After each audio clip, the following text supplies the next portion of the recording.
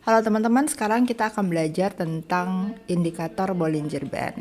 Nah, ini adalah salah satu indikator favorit ya oleh para trader yang melakukan trading di forex. Kita langsung mulai aja ya. Oke, apa itu Bollinger Bands? Jadi Bollinger Band adalah salah satu indikator untuk analisa teknikal yang populer di kalangan para trader. Entah itu trader saham, trader forex, atau aset keuangan lainnya.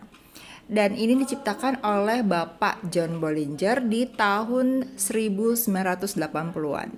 Jadi Bollinger Band ini hadir sebagai solusi untuk membantu trader dalam menentukan atau membaca volatilitas harga dan menentukan posisi beli dan jual. Volatilitas itu adalah perubahan harga ya teman-teman. Jadi Bollinger Band ini juga bermanfaat untuk mendeteksi situasi jenuh jual. Harga yang jenuh jual itu ada di area oversold dan juga untuk jenuh beli ada di area overbought. Di mana saja area itu nanti kita akan belajar di slide berikutnya ya. Nah, teman-teman, untuk upper band, sekalian ya lihat gambarnya. Jadi teman-teman bisa lihat upper band ini adalah garis bagian atas ya pada Bollinger Band. Jadi Bollinger Band ini adalah yang biru ya.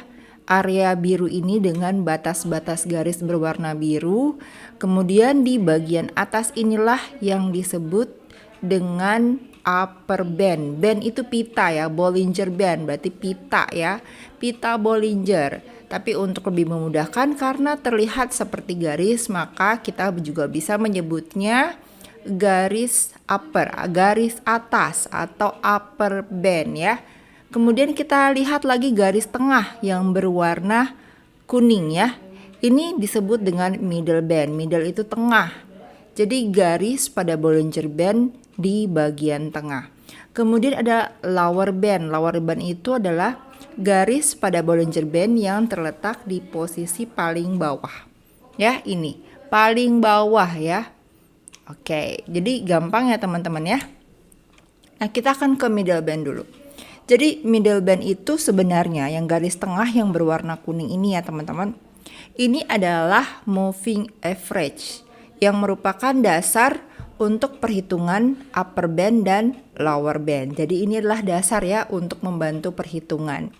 Nah, biasanya yang digunakan untuk moving average ini adalah simple moving average atau biasa yang dikenal dengan sebutan SMA ya.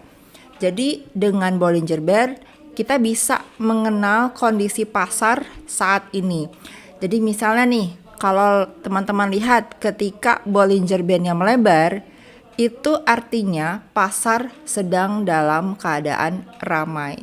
Tapi ketika Bollinger Band-nya menyempit, berarti keadaan pasar sedang sepi ya. Sedang sepi. Nah, bagaimana cara menggunakannya? Tapi sebelumnya kita harus tahu dulu ya teman-teman, untuk time frame yang digunakan bisa mulai dari 4 jam sampai harian. Ini untuk jangka panjang. Kalau untuk jangka pendek teman-teman bisa menggunakan dari di bawah 4 jam ya, bahkan sampai 15 menit masih bisa. Nah, untuk teknik bounce ini ya, teman-teman harus tahu ini adalah teknik di mana kita harus menunggu pantulan dari area support dan resisten. Ketika kita melihat ada pantulan, disitulah kita bisa melakukan trading ya. Jadi ini memang teknik bounce ini menggunakan area support dan resisten di mana candlestick terbukti untuk memantul. Baru kita melihat momen tersebut dan trader bisa melakukan trading. Nah, sebelum kita tahu cara pakainya, kita juga harus tahu bahwa di trend itu kan ada dua ya, trend market ya. Pada dasarnya ada dua. Tapi ada juga disebut dengan yang tadi sideways ya, sideways. Tapi nanti dulu ya, kita pisahkan dulu sideways. Ya, yang paling trend adalah, yang paling banyak orang tahu adalah uptrend dan downtrend. Dengan mudahnya kita bisa mengingat kalau up naik ya. Nah, saya beri warna hijau, itu menandakan bahwa mayoritas atau didominasi oleh candlestick yang berwarna hijau yaitu bullish. Sedangkan keadaan downtrend, tren yang sedang menurun berarti didominasi dengan candlestick berwarna merah atau bearish. Nah, jadi uptrend teman-teman lihat ketika harganya sudah menembus ya, sudah menembus upper band dengan posisi di mana candlestick itu berada di luar upper band, di luar garis-garis itu. Berarti kita fokus di upper band karena ini sedang uptrend. Nah, ketika candlestick itu berada di luar upper band, maka kita tahu bahwa itu trennya memang sedang uptrend ya. Kemudian kalau downtrend, kebalikannya, jika harganya sudah menembus, berarti pertama adalah harus menembus dulu yang namanya itu lower bandnya ya, kalau misalnya dia downtrend ya. Kalau dia sudah menembus harga lower band dan ditutup di luar lower band, berarti memang dia fix adalah trennya downtrend atau bearish ya. Ini untuk menentukan tren. Jadi teman-teman sebelum open posisi dengan menggunakan Bollinger Band, kita harus tahu juga trennya apa. Nah, pada dasarnya ada 2 tren, tapi ada satu tren nih ya. Tren sideways atau tren di mana tidak terlalu signifikan ya, atau tidak mengalami banyak perubahan ya. Terlihat seperti di sini Bollinger Band-nya dia menyamping sejajar. Tapi di dalam Bollinger Band ini ada bukit, ada lembah, juga ada harga tertinggi dan ada juga harga terendah. Tapi dia tidak terlalu signifikan ya teman-teman ya. Karena posisinya dia seperti ini ya, sejajar. Nah, pada kondisi sideways ini harga aset tidak menembus harga tertinggi ya sebelumnya, tapi tidak juga membuat posisi yang lebih rendah dari level support sebelumnya. Itu maksudnya ya teman-teman. Nah, tetap ada titik terendah, titik terendah, titik tertinggi juga ada, tapi tidak terlalu signifikan dari periode sebelumnya ya. Nah, bagaimana untuk open posisi? Oke, open posisi kita bagi 2 dulu ya. Ada untuk trend sideways, ada untuk trending yang ada uptrend dan downtrend. Oke, untuk yang pertama adalah ketika mau open posisi saat marketnya sedang sideways. Nah, teman-teman perlu tahu bahwa ada istilah entry ya. Jadi entry itu digunakan para trader forex untuk mengartikan bahwa mau trading dengan open posisi. Ya, open posisi sama dengan entry. Jangan lupa ya. Oke, ada 3 poin yang teman-teman harus ingat sebelum melakukan open posisi atau trend ya, entry maksudnya. Jadi yang pertama, harga harus menembus SMA 20. SMA 20 adalah settingan angka untuk moving average atau garis tengah atau middle band ya pada Bollinger Band.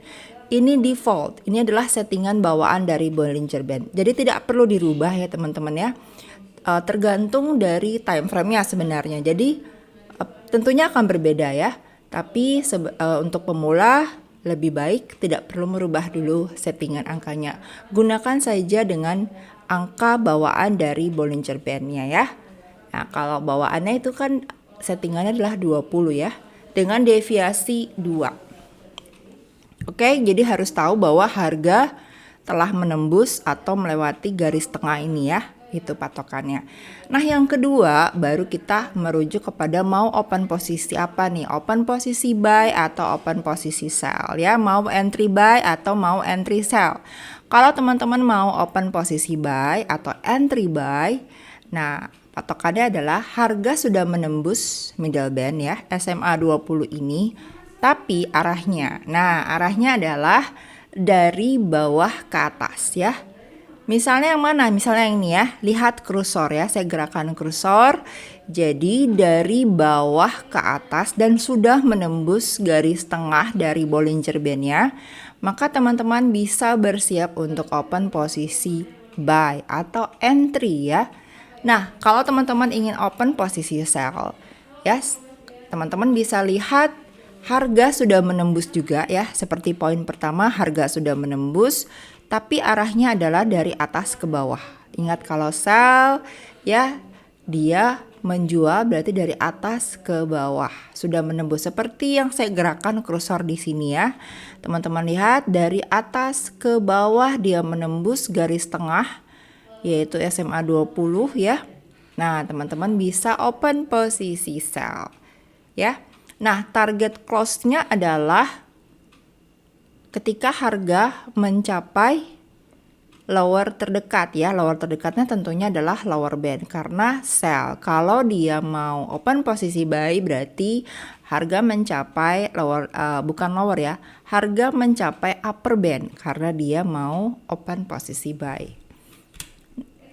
Oke, itu dia untuk sideways, tapi penjelasannya dari market uptrend dan downtrend kurang lebih sama ya teman-teman ya. Nah, kalau misalnya uptrend ya, kita bisa open posisi di sini ya. Ketika harga sudah menembus garis SMA 20 dan kita lihat bahwa candlestick sebelumnya itu sudah mengena ya, sudah mengena dari lower band. Jadi untuk open posisi buy, yang pertama Anda lihat juga ya, candlestick sudah kena di lower band. Dan ketika candlestick sudah mengena di upper band, Anda bisa bersiap untuk open posisi sell. Dan itu dipastikan ya dengan adanya candle konfirmasi yang menembus level SMA 20 atau garis SMA 20. Jadi untuk sideways kurang lebih sama ya. Hanya bedanya kita harus memperhatikan bahwa harga itu sudah menembus level SMA 20. Tapi untuk uptrend atau downtrend teman-teman itu bisa ya dilihat dari candlesticknya saja. Kalau dia sudah menembus, maksudnya sudah mencapai lower band, sekali lagi kita bisa siap open posisi buy. Dan ketika candlesticknya sudah mencapai upper band, kita bisa bersiap untuk sell. Oke, itu Anda bisa gunakan time frame berapapun ya. Oke teman-teman, segitu aja dulu untuk penjelasan cara menggunakan indikator Bollinger Band saat Anda trading di Forex. Semangat terus belajarnya dan nanti kita akan lihat penjelasan dari indikator lainnya. Oke, salam profit ya.